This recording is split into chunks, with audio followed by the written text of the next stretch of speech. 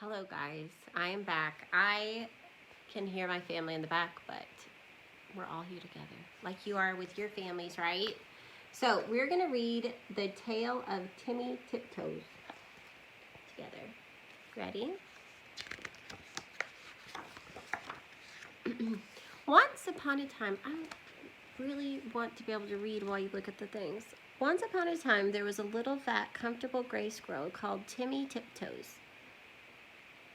He had a nest thatched with leaves in the top of a tall tree, and he had a little squirrel wife called Goody.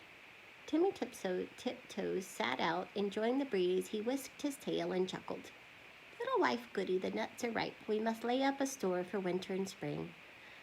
Goody Tiptoes was busy pushing moss under the thatch. The nest is so snug we shall be sound asleep all winter. Then we shall wake up all the thinner when there is nothing to eat in the springtime, replied prudent Timothy.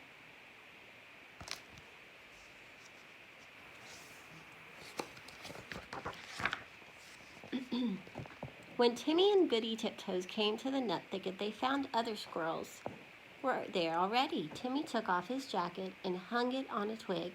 They worked away quietly by themselves. Every day they made several journeys and picked quantities of nuts. They carried them away in bags and stored them in several hollow stumps near the tree where they had built their nest.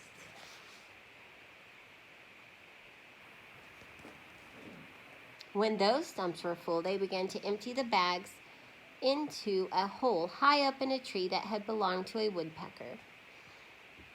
The nuts rattled down inside. How shall you ever get them out again?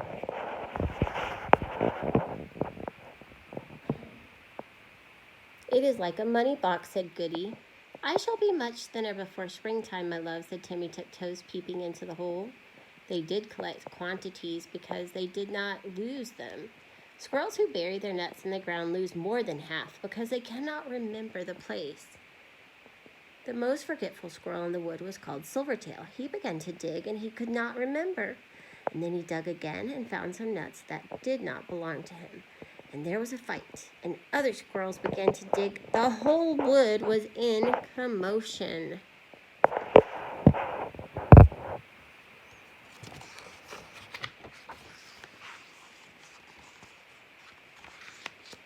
Unfortunately, just at this time, a flock of little birds flew by from bush to bush, searching for green caterpillars and spiders. There were several sorts of little birds twittering in different songs. The first one sang, "Who's been digging up my nuts? Who's been digging up my nuts?" And another sang, "Little bit of bread and no cheese. Little bit of bread and no cheese." The squirrels followed and listened. The first little bird flew into the bush where Timmy and Goody Tiptoes were quietly tying up their bags, and it sang,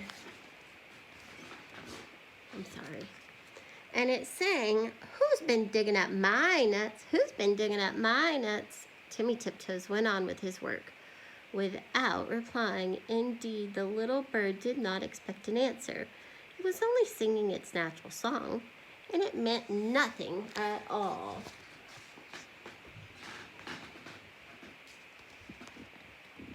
But when the other squirrels heard that song, they rushed upon Timmy Tiptoes and cuffed and scratched him and upset his bag of nuts.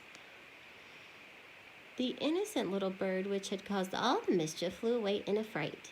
Timmy rolled over and over and then turned tail and fled towards his nest, followed by a crowd of squirrels shouting, "Who's been digging up my nuts?" They caught him and dragged him up the very same tree where there was the little round hole, and they pushed him in. The hole was much too small for Timmy Tiptoes' figure. They squeezed him dreadfully. It was a wonder they did not break his ribs. "We will leave him here until he confesses," said Silvertail Squirrel, and he shouted into the hole, "Who's been digging up my nuts?"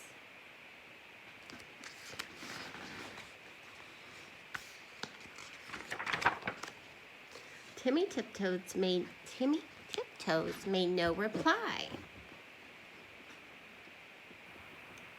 He had tumbled down inside the tree upon half a peck of nuts belonging to himself. He lay quite stunned and still. Goody Tiptoes picked up the nut bag and went home. She made a cup of tea for Timmy, but he didn't come, and he didn't come. Goody Tiptoes passed a lonely and unhappy night. Next morning, she ventured back to the nut bushes to look for him, but the other unkind squirrels drove her away. She wandered all over the wood, calling, "Timmy Tiptoes! Timmy Tiptoes! Oh, where is Timmy Tiptoes?"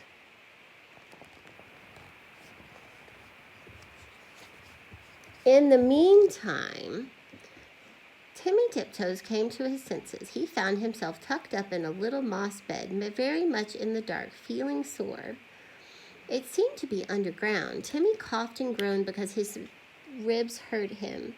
There was a chirpy noise, and a small striped chipmunk appeared with a nightlight and hoped he felt better. It was most kind to Timmy Tiptoes. It lent him its nightcap, and the house was full of provisions. The chipmunk explained that it had rained nuts through the top of the tree. Besides, I found a few buried.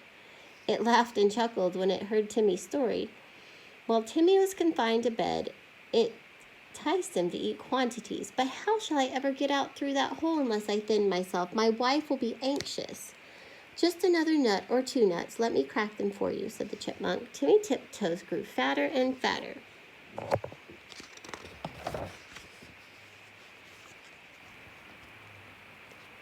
Now, Goody Tiptoes had set to work again by herself. She did not put any more nuts into the woodpecker's hole because she had always doubted how they could be got out again.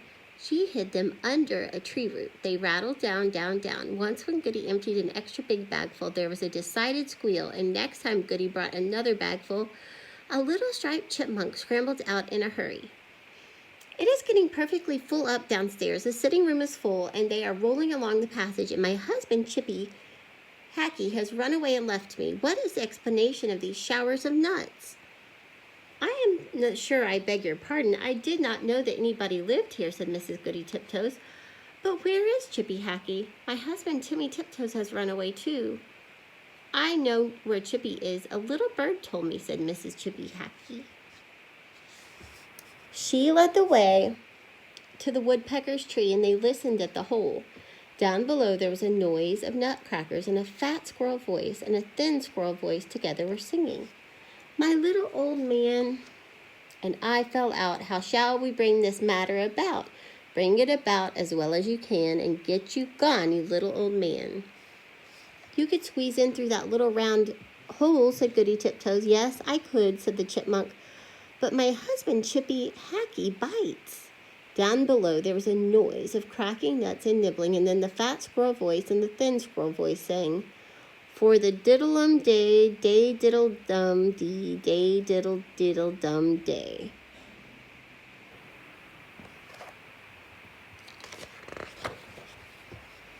Then Goody peeped in at the hole and called down, "Timmy Tiptoe, oh fie, Timmy Tiptoes." And Timmy replied, "Is that you, Goody Tiptoes?" "Why, certainly." He came up and kissed Goody through the hole, but he was so fat that he could not get out. Chippy Hackey was not too fat, but he did not want to come. He stayed down below and chuckled. And so it went on for a fortnight, till a big wind blew off the top of the tree and opened up the hole and let in the rain. Then Timmy Tiptoes came out and went home with an umbrella. But Chippy Hackey continued to camp out for another week, although it was uncomfortable. At last a large bear came walking through the wood. Perhaps he was also looking for nuts. He seemed to be sniffing around.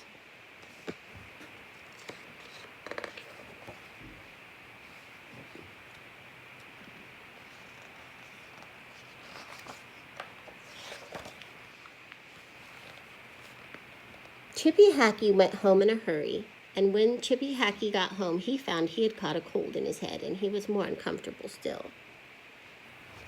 And now Timmy and Goody Tiptoes keep their nut store fastened up with a little padlock. See the little lock? And they have babies. And whenever that little bird sees the chipmunks, he sings, "Whose been digging up my nuts? Who's been digging up